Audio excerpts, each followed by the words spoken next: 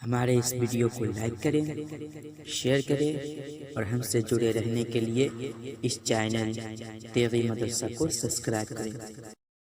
السلام علیکم ورحمۃ اللہ تعالی وبرکاتہ۔ حضرات، پچھلے سبق میں ہم نے کھال پاک کرنے کا طریقہ جانا۔ اس سبق میں ہم تیل، شہد، جوڑی اینٹ وغیرہ پاک کرنے کا طریقہ جانیں گے۔ تو آئیے ہم پڑھتے ہیں، شروع کرتے ہیں سبق۔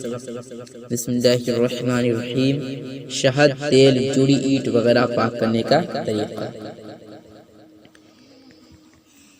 سوال: شہد کیسے پاک کریں؟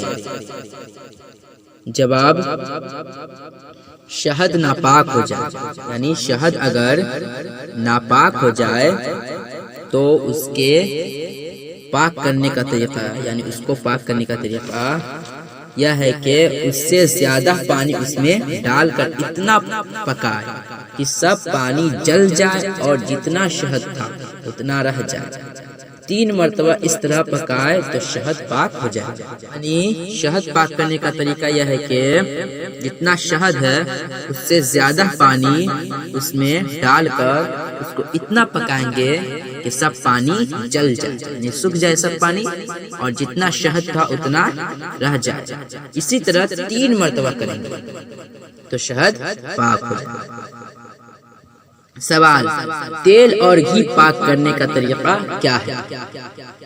جواب: جو شہد پاک کرنے کا طریقہ ہے اسی ترکیب سے نجس تیل یعنی ناپاک تیل بھی پاک کر لیں گے۔ یعنی جو طریقہ آپ نے شہد پاک کرنے کا پڑھا وہی طریقہ تیل پاک کرنے کا بھی ہے، اس سے بھی تیل پاک کر سکتے ہیں، لیکن ایک اور طریقہ ہے۔ لیکن تیل پاک کرنے کا طریقہ ایک اور یہ ہے کہ جتنا تیل ہو اتنا ہی پانی اس میں ڈال کر خوب ہلائے، یعنی جتنا تیل ہو اتنا ہی پانی اس میں ڈال کر خوب ہلائے، پھر اوپر سے تیل نکال لے اور پانی پھینک دے۔ اسی طرح 3 بار کرے، تیل پاک ہو جائے۔ اگر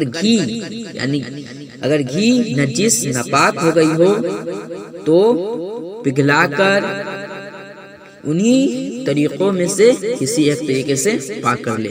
یعنی جو 2 طریقہ بتایا گیا، ایک تیل پاک کرنے کا طریقہ پڑھے اپنے ابھی جانا، اور ایک شہد پاک کرنے کا طریقہ بتایا گیا ہے۔ تو ان دونوں طریقوں میں سے کسی ایک طریقہ سے آپ گھی کو بھی پاک کر سکتے ہیں۔ سوال: درخت، دیوار اور جوڑی اینٹ کیسے پاک ہو؟ جواب: درخت، دیوار، گھاس اور ایسی اینٹ جو زمین سے جڑی ہو یہ سب خشک ہو جانے سے پاک ہو جاتی ہے، یعنی سوکھنے سے پاک ہو جائے گی۔